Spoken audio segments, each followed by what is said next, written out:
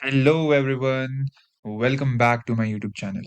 तो आज हम पढ़ने वाले हैं लॉज ऑफ मोशन। तो हम यहाँ पे बेसिकली 20 क्वेश्चन सॉल्व करेंगे लॉज ऑफ मोशन के, सो दैट आपको एक आइडिया हो जाए कि क्या क्या चीज़ें इस चैप्टर में हैं, कैसे आपने न्यूमेरिकल्स को अप्रोच करना है। So without any delay let's begin. सबसे पहला क्वेश्चन जो हमारे पास है that is a particle moving with the velocity of v is acted by three forces shown by the vector triangle p, q and r. The velocity of the particle will be. देखो, अगर आप देखो तो हम जब basically vectors की बात करते हैं, जब हम किसकी बात करते हैं, वेक्टर्स। तो वेक्टर्स में हमने एक चीज पढ़ी थी, ट्रायंगल लॉ। ठीक है, the triangle law of vector addition पढ़ा था सबने। ठीक है, अब ट्रायंगल लॉ के अकॉर्डिंग क्या होता है कि अगर हमारे पास एक वेक्टर ये ए है, ठीक है, और लेट अस से ये मेरे पास वेक्टर बी है, तो इसका जो रिजल्टेंट होता था वो हम इसको लेते थे, right. This was the resultant vector, और हम कहते थे कि resultant vector is A vector plus B vector. मैं आपको बिल्कुल इन डेप्थ कंसेप्ट समझा के कर रहा हूँ, ठीक है। तो पहले आप ये चीज समझो कि ट्रायंगल लॉ में क्या होता था कि जो आपका रिजल्टेंट वेक्टर है वो ये होता है, ठीक है, and resultant vector is A vector plus B vector. अगर आप देखो तो यहाँ पे क्या कहते हैं, तीन फोर्सेस हैं, और फोर्सेस क्या हैं, वेक्टर क्वांटिटीज हैं। तो हम कह देते हैं ये फोर्स वन है, ये वाली फोर्स टू है, और ये वाली फोर्स थ्री है। ठीक है, हम ये कह सकते हैं कि आपका जो F3 है, काइंड्स ऑफ एक वे में, it is basically F1 plus F2। अगर हम वेक्टर्स को ले रहे हैं तो उस केस में हम बात कर रहे हैं F3 is F1 plus F2। But एक चीज अगर आप ध्यान दो, अगर आप वेक्टर्स की डायरेक्शन की बात करो, रिजल्टेंट वेक्टर की डायरेक्शन इस तरफ को है। यहाँ पे रिजल्टेंट वेक्टर की डायरेक्शन क्या है, सेम ऑर्डर में। मतलब यहाँ पे आपके जो तीनों वेक्टर्स हैं, आपका F1 वेक्टर, F2 वेक्टर और F3 vector, all the three vectors they are in the same order. ठीक है, तो जब आपको पता होना चाहिए तीनों वेक्टर्स सेम ऑर्डर में होते हैं, तो आपको पता है कि जो आपका रिजल्टेंट है वो क्या हो जाता है, जीरो। क्यों होता है जीरो? एक्चुअली आपका जो F3 वेक्टर है, F3 वेक्टर, वो बेसिकली नेगेटिव है। अगर आप देखो रिजल्टेंट वेक्टर है वो है प्लस ए वेक्टर प्लस बी वेक्टर। ठीक है, अगर आप F1 और F2 का रिजल्टेंट बनाते तो उसकी डायरेक्शन होनी चाहिए थी ऊपर को। ठीक है, मैग्नीट्यूड में वो ये सेम रहता, F1 vector plus F2 vector, magnitude यही रहता, बट उसकी डायरेक्शन कैसे को होनी चाहिए थी, ऊपर को। और आपका जो F3 वेक्टर है वो नीचे को है, मतलब मैग्नीट्यूड तो सेम है बट डायरेक्शन क्या है, उल्टी।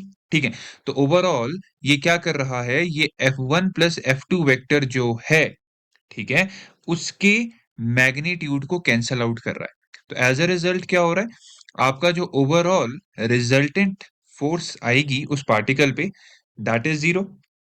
अब आपको पता है कि अगर फोर्स जीरो है, इसका मतलब है कि एम ए जीरो है, मतलब हम यहां से कह सकते हैं एक्सेलरेशन जीरो है। तो एक्सेलरेशन अगर जीरो होता है तो इसका मतलब होता है कि जो वेलोसिटी है वो सेम रही। ठीक है, वो एक्सेलरेट किया ही नहीं, ना वो एक्सेलरेट किया ना वो डिसेलरेट किया। तो हम कहेंगे in that case option B हमारा आंसर होगा कि velocity is going to remain constant. ठीक है, तो बेसिक सा क्वेश्चन था कि हमने ये ऑलरेडी पढ़ रखा है कि आपका जो ट्रायंगल ऑफ वेक्टर एडिशन है वो क्या कहता है। उसके according resultant vector A vector plus B vector है, बट ये ऑपोजिट ऑर्डर में निकलता है। अगर हम यहाँ देखें तो यहाँ पे ये तीनों के तीनों वेक्टर्स क्या हैं, सेम ऑर्डर में है। ठीक है, तो जब तीन वेक्टर्स आपके सेम ऑर्डर में होता है तो उसका रिजल्टेंट हमेशा जीरो होता है, इसको आप हमेशा ध्यान रखना। ठीक है, और हम कह रहे हैं कि जब इसका रिजल्टेंट जीरो है तो हम कहेंगे कि नेट फोर्स जीरो है, तो एक्सेलरेशन भी जीरो है, मतलब वेलोसिटी कांस्टेंट रही। क्लियर होगी बात? Okay, so moving on to the next question. Next question की अगर हम बात करें तो नेक्स्ट क्वेश्चन में है, the two bodies of mass 4 kilograms and 6 kilograms, they are tied to the ends of a massless string. The string passes over a pulley which is frictionless. The acceleration of the system in terms of the acceleration due to gravity. देखो, actually in questions को कैसे solve करते हैं हम? इनको हम करते हैं FBD। जिनको नहीं पता मैं बता दूं, इसका फुल फॉर्म होता है free body diagram. Free body diagram हम क्या करते हैं, हम किसी भी बॉडी के ऊपर जितनी भी नेट फोर्सेस लग रही हैं, ठीक है, उनको मेंशन करते हैं और इक्वेशंस बना के सॉल्व कर देते हैं। अब देखो, अगर आप यहाँ पे देखो कि जो पहले हम इक्वेशन बनाएंगे वो हम बनाएंगे नेट कि ओवरऑल क्या हो रहा है। आप देखो कि नीचे को कितनी फोर्स लग रही है, ma मतलब mg, ठीक है, क्योंकि हम ग्रेविटी की बात कर रहे हैं तो m यहाँ पे 6 है, g, ठीक है, और यहाँ पे कितनी फोर्स लग रही है, 4g। तो अगर आप देखो नेट फोर्स कितनी है, 2g। नेट फोर्स कितनी है, 2g, ठीक है। नेट फोर्सेस, नेट मास, चलो यहाँ पे थोड़ा सा इलेबोरेट कर देता हूं, नेट मास इंटू एक्सेलरेशन, ठीक है। तो मैं कहूंगा 2g का मतलब हो गया 20, g को 10 ले लिया मैंने। नेट मास कितना है, 10 इंटू एक्सेलरेशन, यहां से मेरे पास आ गया कि 2 मीटर्स पर सेकेंड स्क्वायर पूरे सिस्टम की एक्सेलरेशन है। किसकी एक्सेलरेशन है, पूरे सिस्टम की, ठीक है। अब हमारे से पूछा है the acceleration of the system, तो वही हमसे पूछा है कि इट इज 2। अब 2 आपने निकालना है, 2 यहाँ पे देख लो कौन सी वैल्यू होगी। 2 आपको दिख रहा है कि ऑप्शन बी बिल्कुल सूट कर रहा है, क्योंकि g/2 भी तो हम इसको कह सकते हैं, ठीक है, क्योंकि g 10 था, 2 नहीं नहीं नहीं, हमें g/5, I am really sorry, B option, ये 5 और ये आपका 2 आ जाएगा, ठीक है। थोड़ी सी चीजें लेफ्ट द राइट हो जाती है, ठीक है। तो this is option number B. तो आई होप काफी इजी सा क्वेश्चन था, ठीक है। FBD में क्या होता है, एक चीज फिर बता देता हूँ, अगले क्वेश्चंस में आने वाला है, ठीक है। यहाँ पे हमने इतने इसको अप्लाई नहीं किया। जैसे मैंने ये 6 किलोग्राम्स का ब्लॉक बनाया ना, ठीक है, इस पे नेट फोर्सेस लिखनी होती है। जैसे ऊपर की तरफ आप देखोगे वायर की टेंशन फोर्स लग रही है, नीचे की तरफ देखोगे ग्रेविटी की वजह से 6g फोर्स लग रही है।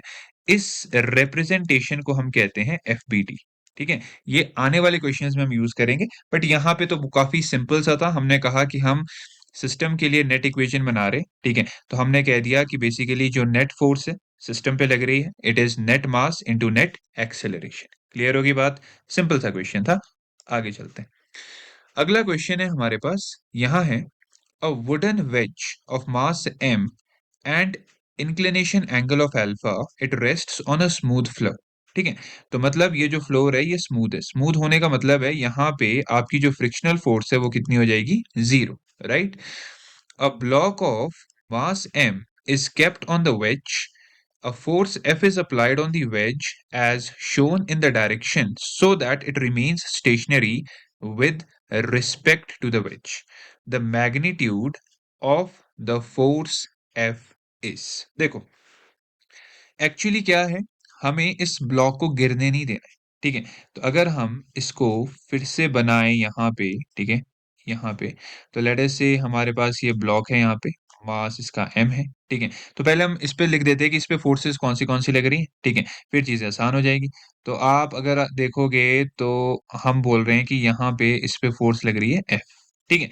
और आपको पता है कि यहाँ अगर एंगल अल्फा है, राइट, तो इस पॉइंट पे भी जो एंगल है वो अल्फा ही रहा होगा, ठीक है। तो हम कहेंगे इस फोर्स का ऊपर को जो कंपोनेंट है, ठीक है, थीटा की तरफ कंपोनेंट क्या होता है, एफ कॉस अल्फा, राइट।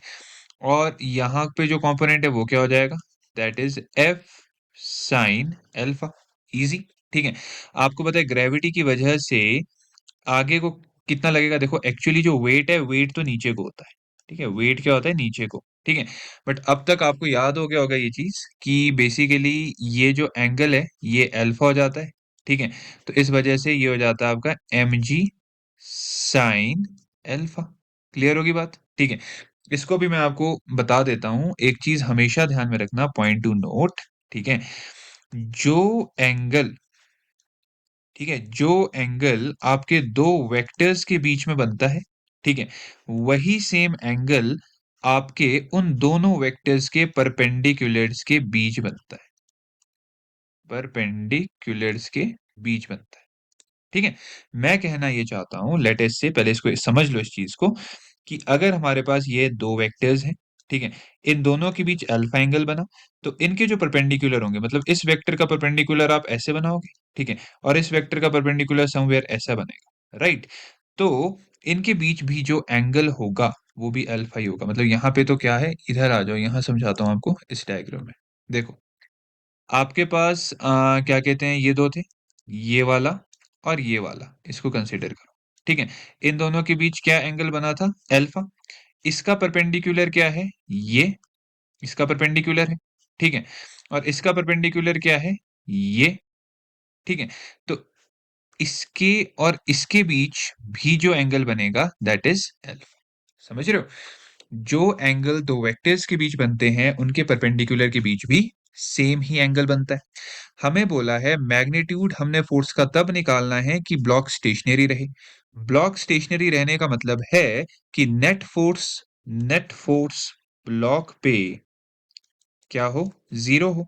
ठीक है, तो हम कहेंगे कि अगली और पिछली फोर्स को हम बैलेंस कर देते हैं। 5 cos alpha is equal to mg sin alpha. ठीक है, तो हम क्या कहेंगे, हम बोलेंगे कि force is equal to sine upon cos क्या हो जाएगा, tan, that is mg tan alpha. ठीक है, तो ये काफी ज्यादा इजी सा क्वेश्चन था। ठीक है, तो इसका आपका जो आंसर है that is going to be B option. ये यहाँ पे m डालना भूल गए हैं। ठीक है, तो हम मान सकते हैं कि इन्होंने हमसे एक्सेलरेशन पूछा होगा। ठीक है, तो अगर हम एक्सेलरेशन की बात करें तो m से m कट गया होगा, सो it is g tan alpha. Main क्या चीज समझनी है आपको, कि जो दो वेक्टर्स के बीच एंगल बनते हैं उनके परपेंडिकुलर के बीच भी सेम एंगल बनता है। हमने फिर यहाँ पर इसके एफबीडी में देखा कि अगर इसको स्टेशनरी रखना है तो पीछे और अगली फोर्स बिल्कुल बराबर होनी चाहिए। तो हमने उनको इक्वेट कर दिया और काफी इजीली ये सॉल्व कर। ओके, आगे चलते हैं। अगला क्वेश्चन है, which one of the following statements is wrong? Frictional force opposes the relative motion. ठीक है, आपको पता है कि फ्रिक्शनल फोर्स क्या करती है, relative motion between two bodies को अपोज करती है। मतलब अगर आपके पास ये दो बॉडीज हैं, लेट अस से ये आपकी दो बॉडीज हैं, तो इन दोनों बॉडीज के बीच वो मूवमेंट अलाउ नहीं करेगी। ए के रिस्पेक्ट में बी मूव नहीं कर पाएगा, बी के रिस्पेक्ट में ए मूव नहीं कर पाएगा। ठीक है, मतलब वो एक दूसरे को मूव नहीं करने दे रहे, बिल्कुल सही है। ठीक है, limiting value of the static friction it is directly proportional to normal reaction. तो हम ऑलरेडी फॉर्मूला पढ़ते हैं कि आपका जो लिमिटिंग फ्रिक्शन है that is the maximum value of static friction, वो आपका क्या कहते हैं, म्यू एस इंटू एन होता है। तो हम कह सकते हैं कि yes it is directly proportional to normal reaction. दूसरा भी सही है, rolling friction is smaller than the sliding friction. देखो, रोलिंग फ्रिक्शन में एक्चुअली हमारे को फॉर्मूला नहीं कराते हैं। रोलिंग फ्रिक्शन का जो रहता है that is somewhere like this. ठीक है, ये आपका रोलिंग फ्रिक्शन का फॉर्मूला रहता है। ठीक है, अब रोलिंग फ्रिक्शन जो है, रोलिंग फ्रिक्शन हमेशा स्लाइडिंग फ्रिक्शन से कम ही होगा।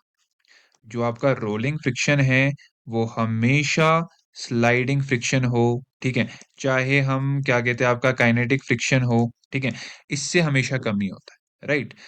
और लास्ट क्या है हमारे पास, the coefficient of sliding friction has the dimensions of length.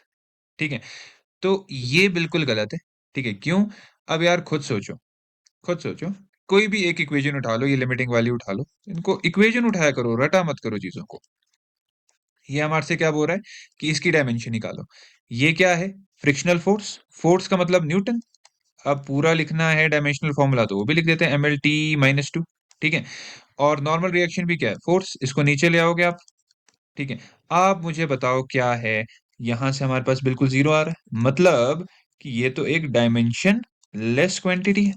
ठीक है, इसका मतलब आपका डी ऑप्शन बिल्कुल गलत है, यही हमसे पूछा था, that find out the wrong option. ठीक है, तो इसकी डायमेंशंस लेंथ की हो ही नहीं सकती, है तो एक डायमेंशनलेस क्वांटिटी है। ओके, तो ये भी हो गया सॉर्ट। चलो गाइस, अगले क्वेश्चन पे चलते हैं। हाँ, अब आ रहे हैं थोड़े अच्छे अच्छे questions. Okay, calculate the acceleration of the block and trolley system. The coefficient of kinetic friction between the trolley and the surface it is 0.05. मतलब यहाँ पे आपका 0.05 है, ठीक है, mu. Mass of the string it is negligible and no other friction. तो mass तो चलो इसका तो कोई काम ही नहीं है। Calculate the acceleration of the block. Okay, अब आपको पता है यार कि ये जो ब्लॉक है ये नीचे को जाएगा और ये जो ट्रॉली है ये आगे को आएगी। हमें बोला है acceleration of the block and trolley system, पूरे सिस्टम का हमने निकालना है। तो आपको पता है कि यार रोक तो सिर्फ फ्रिक्शनल फोर्स रही है, फ्रिक्शन फोर्स निकाल देते हैं। इजी, सिंपल चलना है। पहले क्वेश्चन को समझ लिया करो। तो हम हमारे को पता चल गया कि अगर हमने नेट एक्सेलरेशन निकालनी है तो हमारे को देखना है सिस्टम पे नेट फोर्स कितनी लग रही है। आपको दिख रहा है कि 2G फोर्स, मेरे को यहीं से दिख रहा है कि 2G फोर्स तो नीचे को लग रही है, बट कुछ कुछ कुछ क्या, कुछ फ्रिक्शनल फोर्स पीछे को है, वो फ्रिक्शनल फोर्स निकाल देते हैं। तो फ्रिक्शनल फोर्स निकालने का फॉर्मूला क्या होता है? It is mu N. भाई जी हम हमेशा पढ़ते आए हैं। म्यू हमें ऑलरेडी दे रखा है 0.05। नॉर्मल रिएक्शन मतलब यहाँ पे नॉर्मल रिएक्शन क्या हो जाएगा? खाली mg। ठीक है, तो मास इनटू ग्रेविटी। ठीक है, ग्रेविटी हम यहाँ पे 10 ही ले रहे हैं, ऑलरेडी दिया हुआ है। तो 100 से करोगे तो कितना आ जाएगा? 5 न्यूटन। मतलब ये कि इस सिस्टम पे देखो, एक्चुअली जब हमारे को कह रहे हैं ना कि consider it as a entire, मतलब इस पूरे को एक सिस्टम मानना है। ठीक है, तो जब हमने इस पूरे को एक सिस्टम मानना है तो हम ये मानेंगे कि ये एक सिस्टम है जिसका मास 10 और 2 कितना है? 12। ठीक है, देखो एक तरफ इस सिस्टम पे कितनी फोर्स लग रही है? 20 न्यूटन। ठीक है, और दूसरी तरफ जो इसको खींचा जा रहा है, कितने की फोर्स से खींचा जा रहा है? 5 न्यूटन। ठीक है, तो हम लिख देंगे नेट फोर्स कितनी होगी? 15। मास कितना है? 12 इंटू एक्सेलरेशन। तो 12/15/12, 3 5 15, 3 4 12।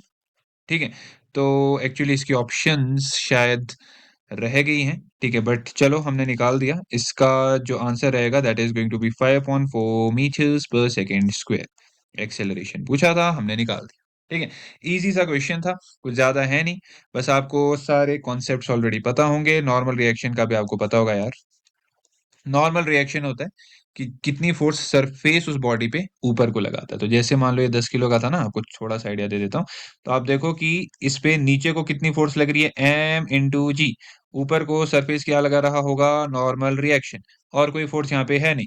तो हम कहीं पे, और आपको पता है कि ऊपर नीचे ये जा नहीं रहा है, ना ऊपर जा रहा है ना नीचे जा रहा है। तो इसका मतलब हुआ कि जो नॉर्मल रिएक्शन है वही 10G है, मतलब वही आपका क्या है? 100 है। ठीक है, तो ये मैंने आपको बता दिया नॉर्मल रिएक्शन कैसे लगा। फिर आपको बता दिया कि ये काफी सिंपल सा क्वेश्चन था, फ्रिक्शनल फोर्स से रिलेटेड। एक्सेलरेशन हमने निकाल दिया 5/4 मीटर्स पर सेकेंड स्क्वायर। ओके, आगे आ जाओ गाइस अगले क्वेश्चन पे। तो अगला क्वेश्चन है, a truck is stationary and has a bob suspended by a light string in frame attached to the truck. Okay, तो लेट अस से हमारे पास कोई एक ट्रक है। ठीक है, भाई देखो मेरी ड्राइंग बहुत ज्यादा अच्छी नहीं। ओके, सो हमारे पास एक ट्रक है and it has a Bob which is suspended by light string. तो इसमें एक बॉब है। ठीक है, जो एक लाइट स्ट्रिंग से सस्पेंडेड है। बॉब समझते हो? मतलब एक मेटालिक बॉल होती है, ठीक है, वो सस्पेंडेड है। हमें बोला the truck suddenly moves to the right with an acceleration of A. Okay, अब ये अगर ए एक्सेलरेशन से मूव करेगा, the pendulum will tilt. Actually क्या होता है, जब ये ए एक्सेलरेशन से आगे को जाएगा, ठीक है, तो बेसिकली क्या होता है, ये पीछे को जाएगा, सबको पता है। ठीक है, ये क्या करेगा? ये पीछे को जाएगा। हम्म, ये पीछे को जाएगा। अब यहाँ पे जो कॉन्सेप्ट आता है that is of pseudo force. Pseudo force क्या है? एक फॉल्स फोर्स। ठीक है, जो हम यूज करते हैं, कहाँ यूज करते हैं हम इसको? नॉन इनर्शियल फ्रेम्स में। ठीक है, जहाँ हमारे पास non inertial frame of reference होता है वहां। देखो, अगर कोई बंदा बाहर से देख रहा होगा तो वो होगा इनर्शियल फ्रेम। ठीक है, क्यों? क्योंकि ये फ्रेम रेस्ट में। अगर कोई बंदा यहां से देख रहा होगा तो ये होगा नॉन इनर्शियल फ्रेम, क्योंकि ये खुद मूव कर रहा है। ठीक है जी, अब आपको पता है जब हम यहां अंदर आ जाते हैं तो ये नॉन इनर्शियल फ्रेम है। नॉन इनर्शियल फ्रेम में अगर हमें न्यूटन के लॉज को यूज करना है तो न्यूटन के लॉ को यूज करने के लिए हमें स्यूडो फोर्स लगानी पड़ती है। और स्यूडो फोर्स क्या है? Pseudo force is actually mass into acceleration. Mass उस बॉडी का, एक्सेलरेशन उस पूरे सिस्टम का। तो हम बोल देंगे कि आपका जो बॉब है, बॉब का मास कितना था? m, acceleration a। ठीक है जी, इधर को ये फोर्स लग रही है बॉब पे। ओके, हमें बोला the pendulum will tilt. Okay, आपको पता है बॉब का नीचे को मास क्या है? mg। ओके, अब देखो ये थोड़ा सा ना कम्बसम हो गया, इसको अलग से अच्छे से बनाते हैं। तो लेट अस से हमारे पास ये ऊपर छत है, किसकी भाई? ट्रक की। ओके, लेट अस से ये हमारे पास वो बॉब था, ठीक है। इस बॉब का नीचे को वेट कितना है? mg, ठीक है। और इधर को स्यूडो फोर्स कितनी लग रही है? ma। तो लेट अस से एक ये ट्रायंगल है, ठीक है जी। अब हमारे को एंगल निकालना है, तो ये एंगल क्या है? थीटा, ठीक है। तो मान लेते हैं कि ये आपका एम ए है, क्योंकि हम वेक्टर की बात कर रहे हैं, तो उसमें सब चलता है कि अगर ये एम ए है तो ये भी एम ए है और ये एम जी है। तो आपको दिख रहा है कि मेरे पास परपेंडिकुलर है और मेरे पास बेस है, मतलब मुझे क्या लगाना चाहिए? Tan theta. तो मैं कहूंगा tan theta is equal to perpendicular, that is M A upon base, that is M G. ये कैंसिल हो जाएगा। थीटा कैसे लिखोगे? आता है बेसिक मैथ में, आता है tan इनवर्स ए अपॉन जी, ठीक है। तो हम बोलेंगे कि बेसिकली आपका जो ब्लॉक है, पहली चीज वो किधर को गया? वो गया आपका लेफ्ट साइड को, ठीक है। और कितना एंगल गया? tan inverse A by G. Find करते हैं इसको। To the left and angle of inclination of the pendulum in with vertical, no no, हमें tan का देखना है, ये तो साइन है, ये भी साइन है, पहले एलिमिनेट कर दो। To the left and angle of inclination is tan inverse A by G. हाँ जी बिल्कुल। तो this is option number B, ठीक है। तो क्लियर हो गया होगा आपको, ठीक है। तो इसमें थोड़ा सा आपको मैंने बताया स्यूडो फोर्स का कंसेप्ट। स्यूडो फोर्स हम सिर्फ तब यूज करते हैं जब हम एक नॉन इनर्शियल फ्रेम में हैं। हम अंदर से ऑब्जर्व कर रहे थे, नॉन इनर्शियल फ्रेम में थे, तो न्यूटन के लॉज को लगाने के लिए स्यूडो फोर्स को यूज किया, और बाकी तो हमने थोड़ा सा बेसिक मैथ यूज किया। That's it. आगे चलते हैं। ओके, तो आगे अगर हम चलें तो हमारे पास आता है पहली चीज, क्वेश्चन है असर्शन रीजन। एक्चुअली मैं असर्शन रीजंस को भी अब इंक्लूड करता हूँ बिकॉज ये पूछे जाते हैं, ठीक है। अगर आप ट्रेंड देखोगे इस साल के नीट के पेपर का, पिछले साल के नीट के पेपर का, for that matter JEE and all other exams also, तो उसमें असर्शन रीजन हो गया, स्टेटमेंट बेस्ड क्वेश्चंस को पूछा जाता है। और हम क्या करते हैं?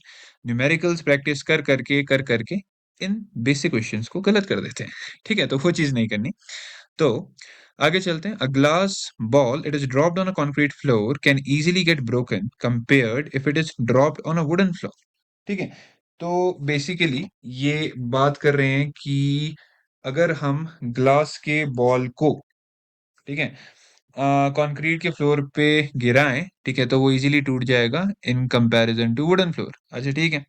Reason, glass ball will take less time to come to rest on concrete floor. Actually क्या है देखो, आज ये बहुत इजी सा क्वेश्चन है, ऑल दो ये एम्स में आया हुआ है। ये मान लो आपकी ग्लास की बॉल है, ठीक है। ए केस में ये किस पे गिर रहा है? कंक्रीट पे। लेट अस से ये कंक्रीट पे गिरा। अब कंक्रीट क्या है? कंक्रीट आपका, ये मैंने कंक्रीट बोल दिया, कंक्रीट क्या है? It is incompressible. बहुत सख्त होता है, कंप्रेस तो होगा नहीं, ठीक है। तो जैसे ही ये आएगा, ठीक है, जो इस ग्लास पे फोर्स लगेगी गिरने पे, let us say force is equal to M A, ठीक है। Force is equal to M A, या आपको पता है force is equal to change in momentum upon change in time. आपको पता है ये कंप्रेस नहीं होगा, कंप्रेस होगा ही नहीं, ठीक है। तो उस केस में ये टाइम तो कम ही रहेगा, बढ़ाने का कोई स्कोप ही नहीं है। कंप्रेस होगा नहीं, टाइम बढ़ेगा नहीं। अगर टाइम बढ़ेगा नहीं, इनवर्स रिलेशन की वजह से फोर्स बढ़ जाएगी। मतलब यहां जब हम कंक्रीट पे बात कर रहे हैं, तो आपका जो ग्लास का बॉल होगा उस पर काफी ज्यादा फोर्स लगेगी, राइट।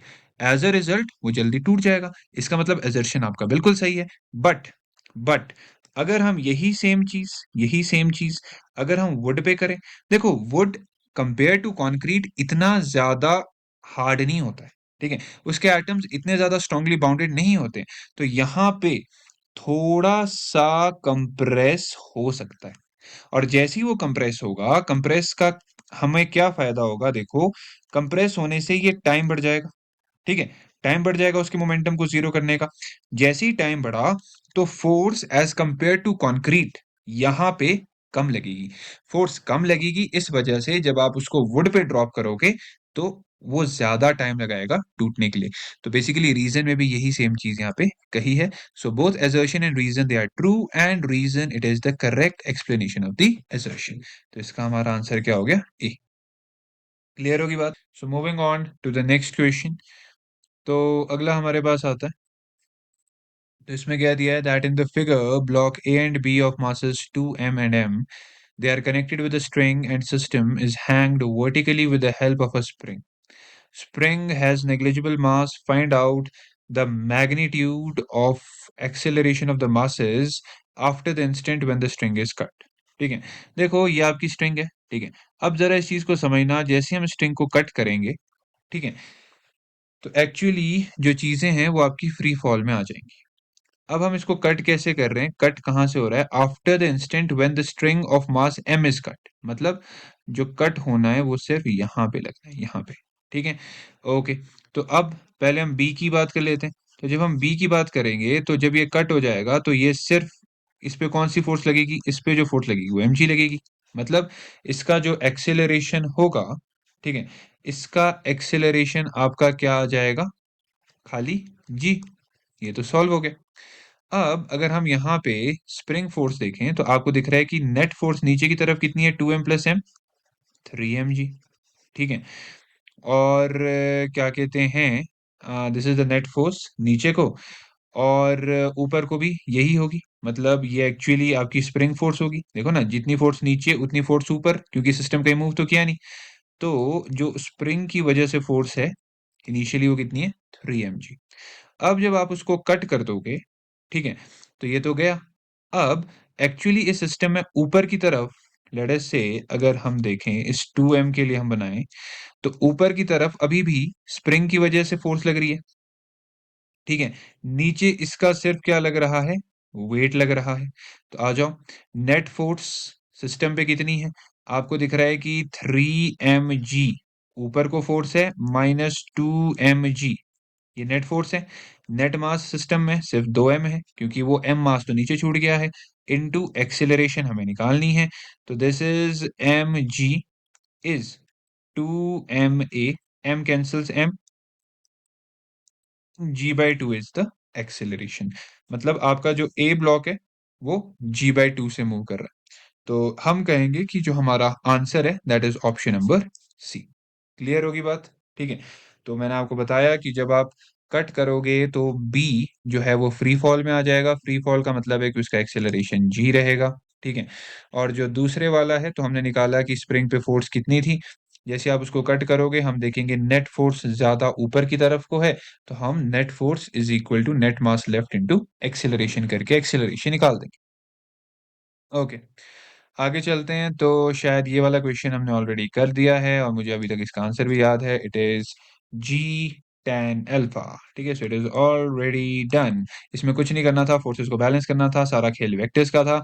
मैंने आपको बताया था कुछ ऐसा था, 5 cos अल्फा जो है वो आपका mg sin अल्फा के इक्वल हो रहा था। तो यहां से आपके पास आ रहा था mg10। ठीक है, तो ये इजी सा क्वेश्चन था। आगे चलते हैं। अब हमारे पास आ रहा है काफी अच्छा क्वेश्चन। ठीक है, देखो, a piece of ice it slides down a rough inclined plane at 45 degrees inclination in twice the time that it takes to slide down an inclined plane which is frictionless. Okay, तो जरा जरा चीजों को समझने का प्रयास करते हैं। ये लेट अस से हमारे पास कोई इंक्लाइंड प्लेन है, ठीक है, और ये हमारे पास वो आइस का ब्लॉक है। क्लियर होगी बात? A piece of ice it slides down a rough inclined plane. अभी मान लेते हैं कि ये इंक्लाइंड प्लेन रफ है।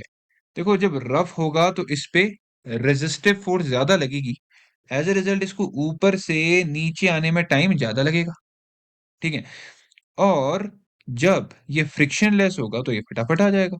तो ये इन्होंने कहा है कि बेसिकली जब वो रफ है तो उसको ट्वाइस द टाइम लग रहा है जब वो फ्रिक्शनलेस पे जा रहा है। ठीक है, मतलब सिंपल सा ये है कि जब वो फ्रिक्शनलेस प्लेन पे है, ठीक है, लेट अस से उसको टाइम लग रहा है टी, राइट, और जब वो रफ पे है तो उसको टाइम लग रहा है 2t। एम्स का क्वेश्चन है, आराम से बैठ के करेंगे। देखो, पहली चीज अगर हम देखें कि जब फ्रिक्शन है, हम मान लेते हैं जब फ्रिक्शन है, मतलब रफ प्लेन, जब फ्रिक्शन है तो आप देख रहे हो कि ग्रेविटी की वजह से तो आगे कितना रहता है? अगर ये थीटा है, it is G sine theta. ठीक है, अरे जी कॉस थीटा इधर को होगा ना, तो ये जी साइन थीटा। और फ्रिक्शनल फोर्स भी होती है, ठीक है। तो आपको पता होगा कि फ्रिक्शनल फोर्स वहां पे कितनी होगी। तो frictional force it is mu M G cos theta. अब कुछ कह रहे होंगे कॉस कैसे आया। अरे एक्चुअली ये क्या है, this is G cos theta, ठीक है। तो normal reaction G cos theta था, राइट। और फिर हमने निकाल दिया कि what is the frictional force. तो हम यहाँ पे फोर्स पे ज्यादा इंटरेस्टेड नहीं है, हम एक्सेलरेशन की बात करेंगे। तो एक्सेलरेशन में हम बोल देंगे कि it is mu ji cos theta. मतलब म्यू जी कॉस थीटा जो है वो पीछे को लग रहा है, म्यू जी कॉस थीटा पीछे को लग रहा है, ठीक है। और आगे को क्या लग रहा है, आगे को आपका लग रहा है जी साइन थीटा। पर फिर भी आगे तो जा रहा है ये, ठीक है। ओके, तो हम कहेंगे कि यहाँ पर नेट एक्सेलरेशन क्या है, that is G sine theta minus mu ji cos theta. इतना समझ आ गया, ठीक है। उसके बाद हम सेकंड इक्वेशन लगाते हैं न्यूटन की, ठीक है। हम लेट अस से एज्यूम कर लेते हैं कि यहाँ से लेकर यहाँ तक का जो डिस्टेंस है वो लेट अस से x है, ठीक है। तो वो इनिशियल वेलोसिटी जो जीरो थी, तो हम डायरेक्ट लगा देंगे half acceleration, that is G sine theta minus mu ji cos theta, ठीक है, इनटू टाइम का स्क्वायर, ठीक है। अब ये कौन सा टाइम है, टाइम फ्रिक्शन पे, तो हम लेट अस इसको टी एफ कहते हैं, राइट।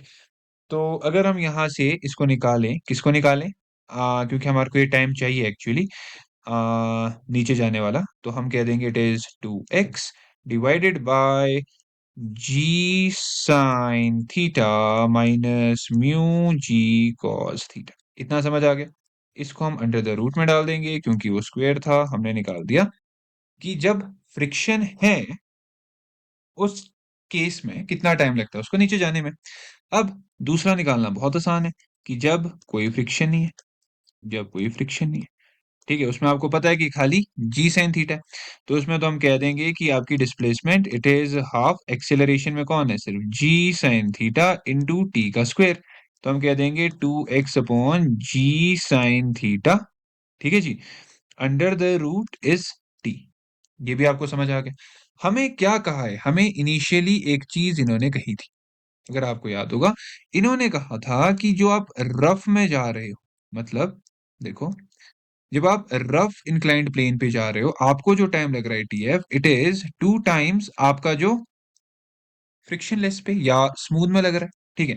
तो हम इसी चीज को यहाँ पे डालेंगे। तो हम कहेंगे, जो यहां से हमारे पास निकल के आएगा, कि under the root of 2x upon g sine theta minus mu ji cos theta, that is your TF, it is 2 times under the root of 2x upon g sine theta. आज इनको सॉल्व करना बहुत आसान है। क्या करोगे, दोनों तरफ आप स्क्वेयरिंग कर दो, ठीक है, दोनों तरफ आप स्क्वेयरिंग कर दो। तो मुझे चाहिए थोड़ा सा स्पेस, तो मैं ये थोड़ा सा आपके डायग्राम को हटा देता हूँ, आपको ऑलरेडी चीजें समझ आ गई हैं। तो भाई चलो फटाफट रिमूव हो जा, रिमूव हो जा, रिमूव हो गया, यस, ओके। तो दोनों तरफ आप स्क्वेयरिंग करोगे, आपको दिख रहा है कि ये और ये तो कैंसिल हो गया।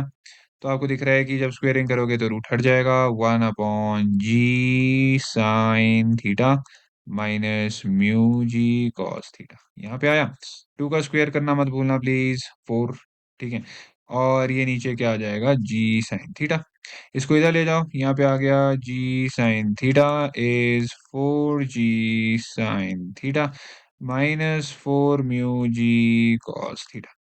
अब आपको दिख रहा है, इसको आपको इधर लाना पड़ेगा और इसको आपको इधर लाना पड़ेगा, तो ये आ जाएगा आपके पास 4 जी म्यू, थोड़ा भूल गया था लिखना, cos theta is 3 g sine theta. निकालना क्या है, म्यू निकालना है। तो मैं कहूंगा म्यू इज इक्वल टू, देखो जी को तो जी से हम काट सकते हैं, म्यू इज इक्वल टू हमारे पास आ रहा है 3 अपॉन 4, ठीक है, आपका sine theta upon cos theta. अजी, साइन अपॉन कॉस क्या होता है, टेन होता है, ठीक है। अजी टेन लिखना है टेन लिख दो, नहीं तो क्या लिखो, 1 अपॉन कॉट लिख दो, ठीक है। तो यही हमारा आंसर भी है, that is option number C. तो आई होप आपको ये क्वेश्चन समझ आया, काफी आसान सा क्वेश्चन था। पहले इन्होंने कहा कि आप तब टाइम निकालो जब ये रफ है, मतलब जब यहाँ पे फ्रिक्शन एग्जिस्ट कर रही है, तो हमने निकाल दिया। दूसरे केस में इसने कहा कि आप तब टाइम निकालो जब ये स्मूथ है, मतलब फ्रिक्शन नहीं है, तो हमने निकाल दी।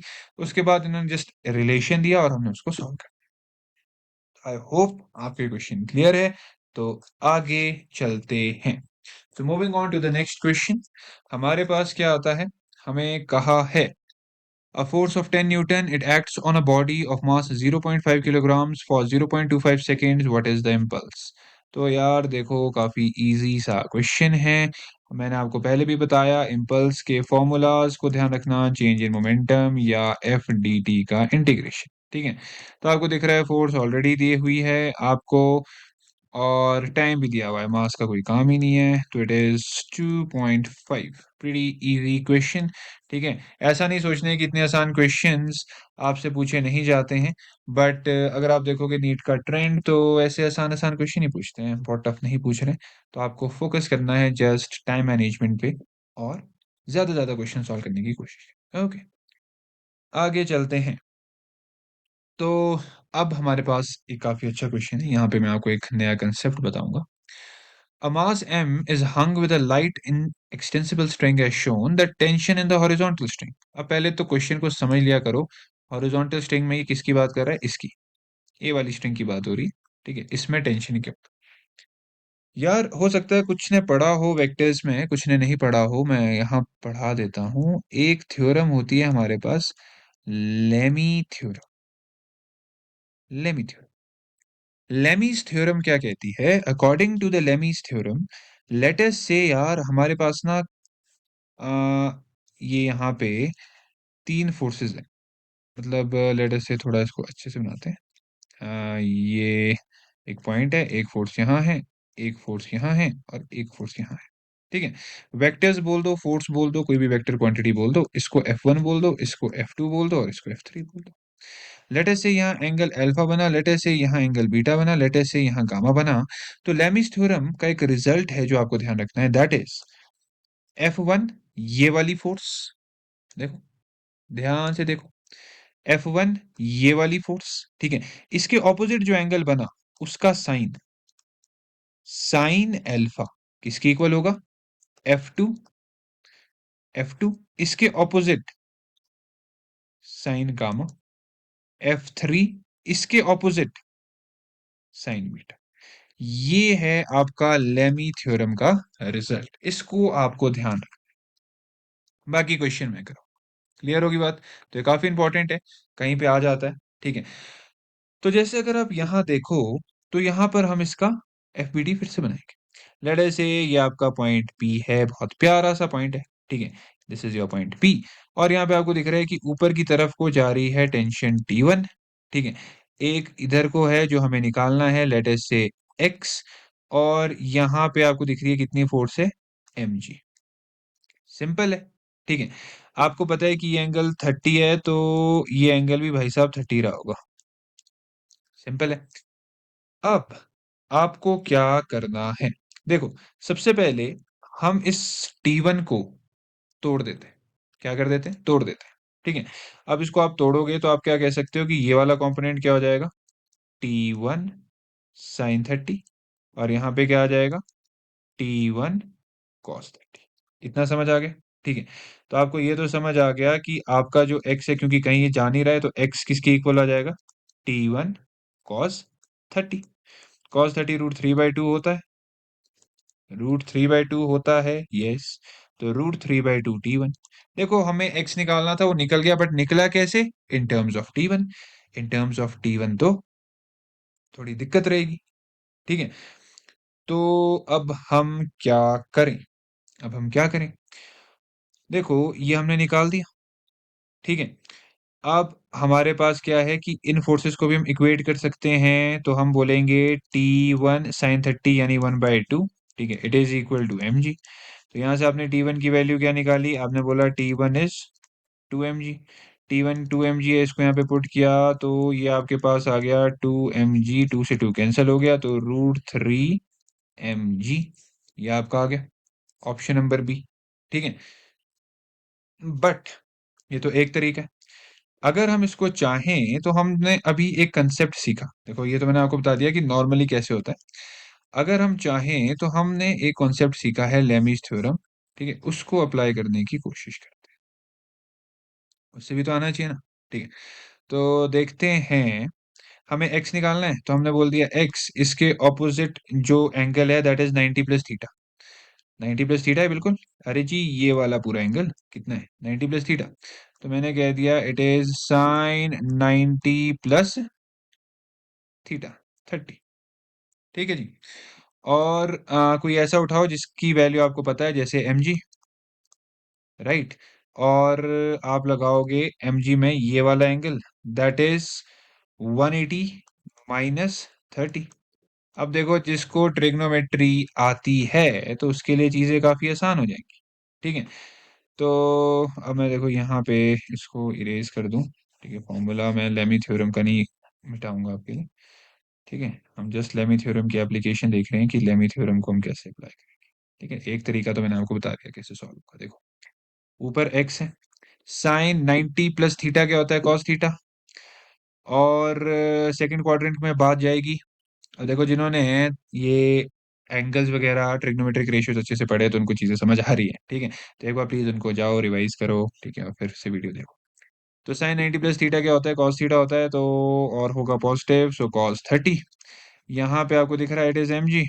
साइन वट 80 माइनस थीटा का मतलब है अगेन साइन वाले, मतलब सेकंड क्वाड्रेंट में है तो पॉजिटिव तो रहेगा, बट चेंज नहीं होगा क्योंकि 180 है। तो साइन 30 डिग्रीज। ठीक है, तो आपको दिख रहा है x अपॉन कॉस 30 का मतलब हुआ √3/2। ठीक है, इज mg। साइन 30 का मतलब हुआ 1/2। 2 से 2 कैंसिल हो गया, x हमारे पास क्या आ गया √3 mg। वही चीज आई, राइट। बट कैसे आई, लेमीज थ्योरम को यूज करके आई। ये सीखना है कि लेमी थ्योरम कभी कभार हम फंस जाते हैं जहां पे क्वेश्चंस में, वो हम इसको यूज कर सकते हैं। तो ये लेमी थ्योरम का रिजल्ट है, इसको ध्यान रखो। अप्लाई कैसे करते हैं वो भी मैंने बताया। क्लियर होगी बात। सो आगे चलते हैं, मूविंग ऑन। अब हम हमारे पास है आपका next question. So next question की बात करते हैं, आओ भाइयों। The two blocks A and B of mass 3m and m respectively, they are connected by a massless and inextensible string. The whole system is suspended by the massless spring. Magnitude of acceleration of A and B immediately after the string is cut. देखो हम इस string को cut करने वाले हैं। ठीक है, तो ये क्वेश्चन हम पहले भी कर चुके हैं। जब कट करोगे तो अगर हम बी की बात करेंगे तो बी किस में हो जाएगा, बी आ जाएगा आपका फ्री फॉल में। तो जब वो फ्री फॉल में आएगा इसका मतलब उसमें जो एक्सेलरेशन है that is going to be G. इतना समझ आ गया।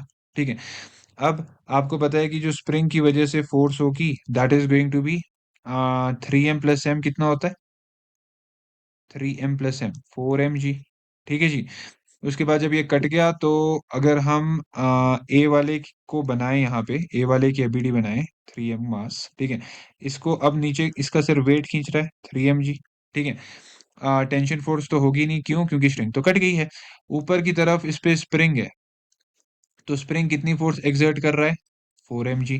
ठीक है, आपको पता है नेट फोर्स ऊपर को है तो 4mg - 3mg। ठीक है, मास कितना है इसका खुद का 3m इंटू एक्सेलरेशन, ये हो जाएगा mg/3m एक्सेलरेशन, यानी एक्सेलरेशन आ जाएगी g/3। क्लियर हुई आपको बात।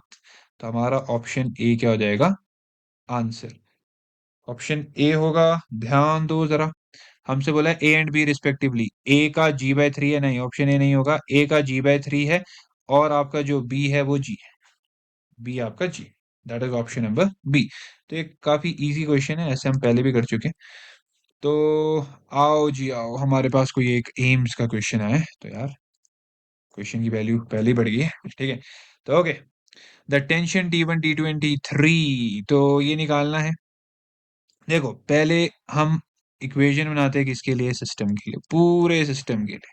ठीक है, हमने क्या किया, हम इसको यहां से लेकर यहां तक एक ही सिस्टम आने। ठीक है, एक चीज ध्यान रखना, आपका जो टेंशन होती है ना, टेंशन, टेंशन एक इंटरनल फोर्स होती है, इंटरनल फोर्स। इंटरनल फोर्स को हम क्या कहते हैं, नेट फोर्स वाली इक्वेशंस में नहीं लेते। ठीक है। तो आपको पता है नेट फोर्स क्या लग रही है सिस्टम पे, एफ। नेट मास क्या है, एम, यानी 4m। और एक्सेलरेशन क्या है जो हमें निकालना है, तो हमने कह दिया F/4m इज एक्सेलरेशन। ओके, ई हो गया फर्स्ट इक्वेशन। अब हम बात करते हैं इस वाले ब्लॉक की। कौन से ब्लॉक की बात कर रहे हैं हम, इस वाले ब्लॉक की। आओ इसको यहाँ बनाओ, देखो आपको मजे दिखाता हूँ। देखो आपको पता है इसकी लेफ्ट साइड पे कौन सी फोर्स लग रही है, एफ। इधर को कौन सी फोर्स लग रही है, tension is a pulling force, इधर को लग रही है T1। आपको पता है नेट एक्सिलरेशन किधर को है, लेफ्ट। यानी आप कहोगे F-T1 इज मास इनटू कितने से एक्सिलरेट कर रहा है, F/4m। m से m कैंसिल हो गया, यानी F/4। यानी F-F/4 इज T1, यानी कि 3F/4 इज T1। इतना समझ आ गया। सो 3F/4 इज T1, मतलब आपका इन दोनों में से हो सकता है कुछ।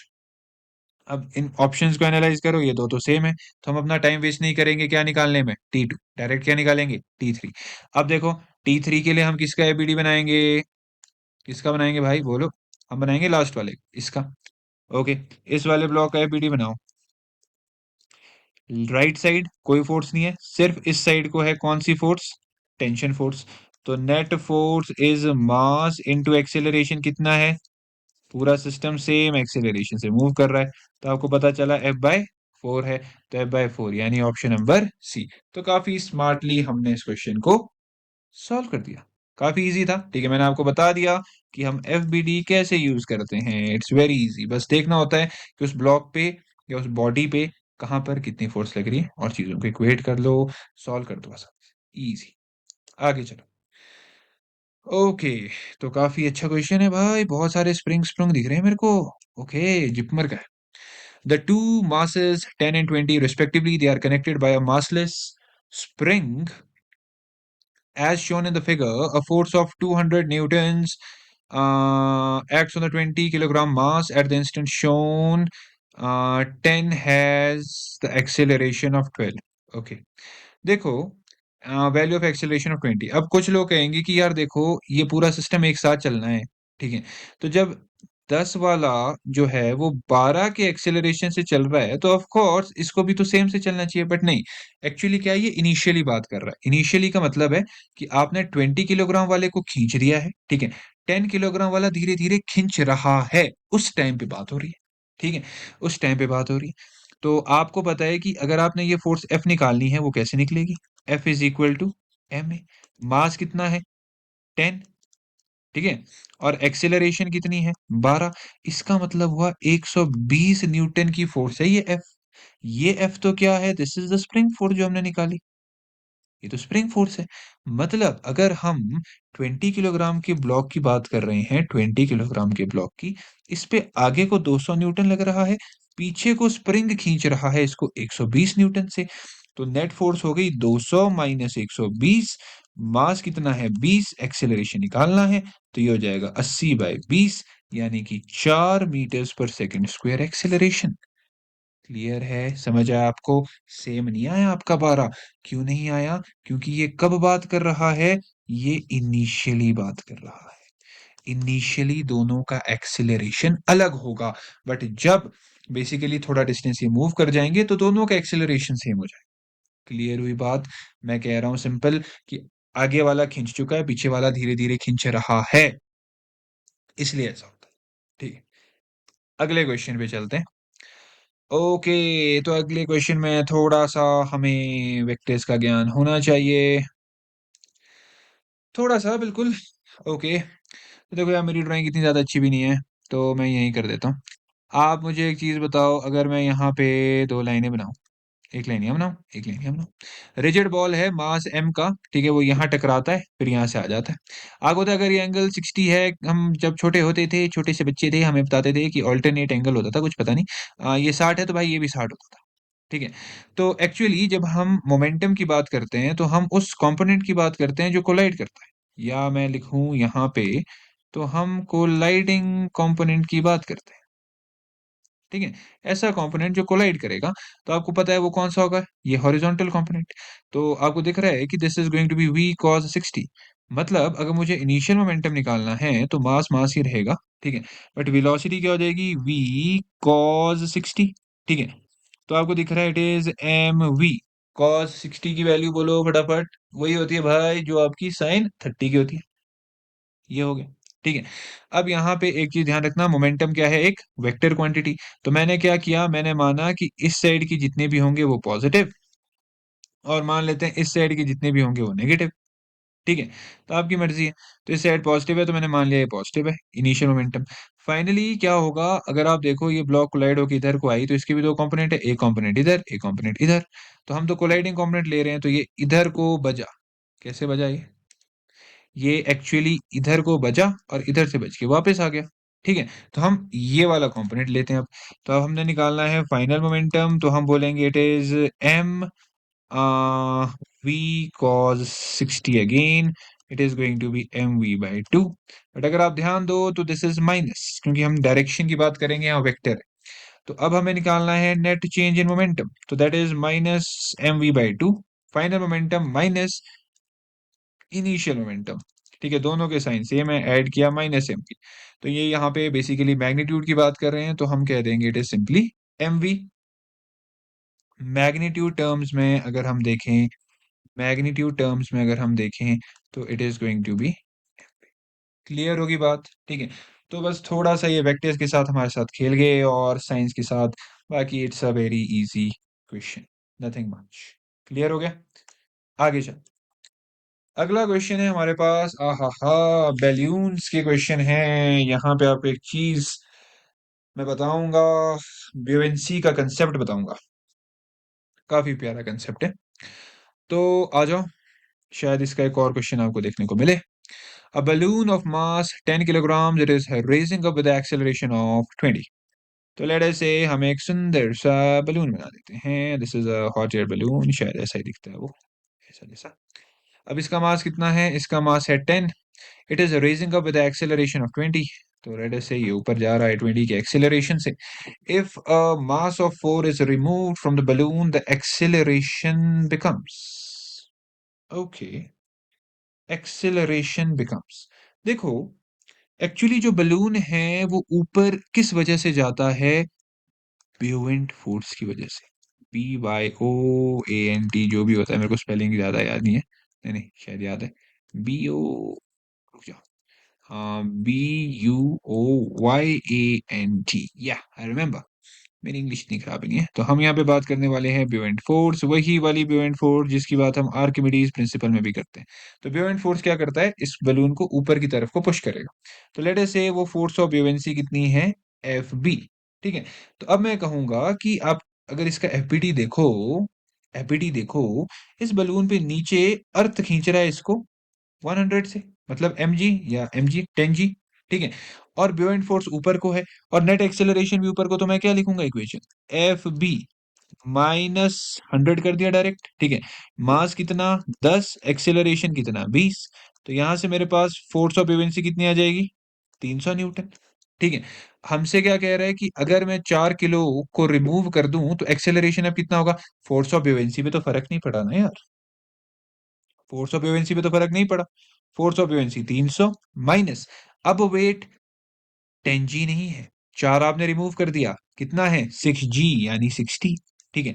मास कितना है, मास तो अब सिर्फ 6 ही बचा, 6 इंटू एक्सिलरेशन पूछिए, ठीक है। तो this is 240 upon 6 your acceleration, so it is 40 metres पर सेकेंड स्क्वेयर। आई होप ये आपको क्लियर है, ठीक है। तो आपको समझ आया कि एक्चुअली ब्यूएंट फोर्स क्या करती है, ब्यूएंट फोर्स ऊपर को लगेगी, इसको पुश कर रही है, ठीक है। तो उससे हमने बनाई ये इक्वेशन, फिर हमने ब्यूएंट फोर्स निकाली कि अच्छा वो कितनी लग रही है उस पॉइंट पे। तो हमने देखा कि ब्यूएंट फोर्स लग रही है 300 न्यूटन की, ठीक है। वो फोर्स सेम रहने वाली है, ठीक है। बस मास अब क्या कहते हैं, जो वेट है एक्चुअली वो 60 न्यूटन है, और यहाँ पे मास 6 हो गया है, ठीक है। एक्सेलरेशन निकाल दी 40, इजी क्वेश्चन, ओके। तो आ जाओ आगे। तो यहाँ पे काफी अच्छा क्वेश्चन है, a block B it is lying on a table. तो ये आपका भाई जी टेबल है, आधों को तो समझ ही नहीं आएगा है क्या ये, टेबल है। इसका जो वेट है वो डब्ल्यू है, मतलब वेट डब्ल्यू का मतलब है इसने डायरेक्ट हमें mg दे दिया, पता होगा। ठीक है। The coefficient of static friction it is mu, मतलब यहाँ पे जो आपका स्टैटिक फ्रिक्शन है, यहाँ पे जो स्टैटिक फ्रिक्शन है वो म्यू है। और assume that the chord between B and knot is horizontal. Okay, no problem. Maximum weight of block A which the system can से, तो मैक्सिमम वेट की बात हुई है, मतलब कि इस वेट को हम लेटर से कह देते हैं, लेटर से क्या कहें, थोड़ा एक्साइटिंग से अल्फाबेट लाते हैं, बीटा कह देते हैं। ओके। और ये बीटा एक्चुअली वेट है, वेट का मतलब है कि ये mg होगा। ठीक है। m मतलब मास ए ब्लॉक का, और g मतलब जब हम बीटा लिख रहे हैं तो हम g नहीं लिखेंगे, समझ रहे हो ना। Beta is the weight. ठीक है, इट इज mg। तो हम बेसिकली g को यहाँ पे मेंशन करेंगे, हम डायरेक्ट बीटा को वेट लेंगे। अब आपको एक चीज पढ़ाई थी मैंने, क्या पढ़ाया था, लेमी थ्योरम। आओ भाई आओ, यूज करो और मौजे पाओ। देखो, लेमी थ्योरम हमें बताना है मैक्सिमम वेट का भाई सिंपल सा फंडा होता है कि सिस्टम कहीं नहीं जाएगा, ऐसा का ऐसा ही रहेगा। अच्छा जी, आपको पता है बीटा निकालना है, नीचे की फोर्स, ये देखो अलग कलर से करते हैं आपके लिए। बीटा नीचे की फोर्स, ठीक है। इसके ऑपोजिट एंगल ये है, कितना है, 180 माइनस थीटा लग रहा है मुझे, तो मैं कहूंगा भाई ये है साइन 180 माइनस थीटा। अच्छा जी, अब मुझे यहाँ पर बात करनी है। ठीक है। तो मेरे को पता है ये फोर्स कितनी है, ये फोर्स तो कितनी है, फ्रिक्शनल फोर्स है। फ्रिक्शनल फोर्स कितनी होती है, म्यू एन होती है। ठीक है। तो बेसिकली मुझे पता है म्यू नॉर्मल रिएक्शन कितना है, जितना वेट है, दैट इज म्यू डब्ल्यू। ठीक है। तो मुझे पता है कि इट इज म्यू डब्ल्यू, भाई जी। और इसके ऑपोजिट यानी ये वाला एंगल, ये एंगल मतलब साइन 90 प्लस थीटा। बस बेटा, ये बनाने में टाइम था, ये बीटा हो गया। साइन 180 माइनस थीटा क्या होता है, साइन थीटा ही होता है। और ये म्यू है, ये डब्ल्यू है। साइन 90 प्लस थीटा क्या होता है, कॉस थीटा होता है। हमें बीटा निकालना है, तो मैं कहूंगा म्यू डब्ल्यू। ठीक है, साइन ऊपर आएगा, कॉस नीचे, और ये क्या हो जाएगा, टेन थीटा। काफी इजी हो गया हमारे लिए ये सॉल्व करना। क्यों? क्योंकि हमने क्या पढ़ रखी थी, लेमीज थ्योरम।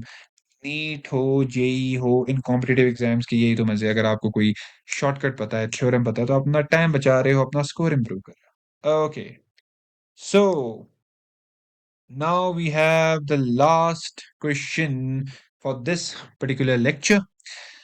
तो आ जाओ इसकी बात करते हैं। तो ये भी बलून रिलेटेड है। ओके, तो अब हमारे पास क्या करना है, a balloon with mass of m it is descending down with the acceleration of a। यार इनका डायग्राम मुझे कतई अच्छी लगा, बलून कम, ये ड्रॉप लग रही है। तो लेट अस से हम बनाएंगे अपना बैलून, ये हमारा बैलून है। ठीक है, हॉट एयर बैलून जैसा बना दिया मैंने। अब हमें बोला है a balloon of mass M, तो इस बलून का मास एम है। It is descending down with an acceleration of A, तो ये नीचे को, डिसेंड मतलब नीचे जाना, एक एक्सेलरेशन से, और ये एक्सेलरेशन छोटा है ग्रेविटी से। How much mass should be removed such that ये ऊपर को जाए, सच दैट ये ऊपर को जाए। तो यार देखो, मैंने आपको बताया था कि कहीं ना कहीं फोर्स ऑफ बेवेंसी तो रहेगी। ठीक है। अब ये नीचे जा रहा है, इसका मतलब है कि इसका mg काफी ज्यादा है। ठीक है। तो मैं कहूंगा mg minus force of buoyancy, it is mass इसका जो था इनटू एक्सेलरेशन, राइट। तो यहां से मैं निकाल दूंगा mg minus ma is my force of buoyancy. देखो भाई, पहले तो हमने फोर्स ऑफ ब्यूएंसी निकालते, ये तो क्लियर। ठीक है, आओ आगे। अब देखो, अब ये कह रहा है कि हमें इससे कुछ मास रिमूव करना है। लेट अस से ये बलून हमारे पास फिर से आया है। ठीक है। हमने क्या किया, इससे एक्स मास रिमूव कर दिया। ठीक है। और ऊपर की तरफ को फोर्स ऑफ ब्यूएंसी लग रही है। ठीक है। नीचे की तरफ को वेट लग रहा है, m माइनस एक्स इंटू जी। और ये ऊपर को जा रहा है उतने ही एक्सेलरेशन से। आ जाओ अब इक्वेशन बनाओ।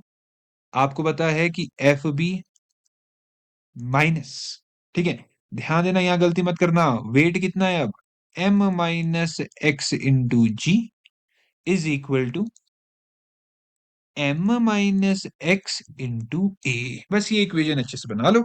ठीक है। एफ बी की वैल्यू क्या है, ये है भाई। तो एफ बी की वैल्यू है ये, तो हम थोड़ा चीजों को साफ कर देते हैं, इसकी हमें जरूरत नहीं है, मेन हमें ये पता है।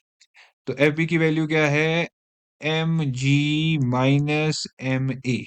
ठीक है जी, ब्रैकेट खोल दो, minus M G plus X G is equal to M A minus X A. अब हमें एफ बी की जरूरत भी नहीं है, हमने डालना था, उसको हमने डाल दिया। क्लियर। तो plus M G minus M G cancel हो गया, यहाँ आ गया minus M A plus X G is equal to M A minus X A. इसको परे ले जाओ, एम ए को, यहाँ हो जाएगा टू एम ए, और ये हो जाएगा x को मैंने कॉमन ले लिया, एक्स जी प्लस ए। तो अगर मुझे यहाँ से x निकालना है तो x में क्या लिखूंगा, it is two M a divided by g plus a, two M a divided by g plus a. So this is our option number A. So I hope आपके क्वेश्चन समझ आया, I hope आपको जो मैंने 20 questions कराए वो भी समझ आए।